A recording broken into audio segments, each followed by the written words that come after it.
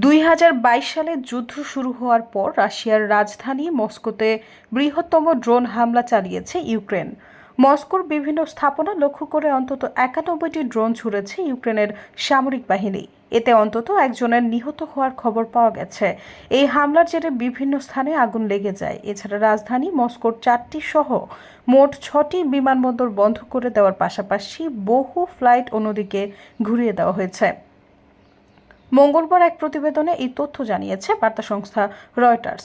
বার্তা সংস্থাটি বলেছে, মঙ্গলবার রাশিয়ার রাজধানীতে ইউক্রেন তাদের সবচেয়ে বড় ড্রোন হামলা চালিয়েছে।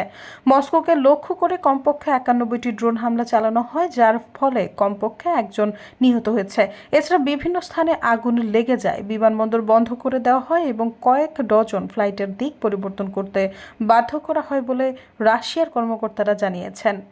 সৈয়দা ফারিয়া, সমযোগ।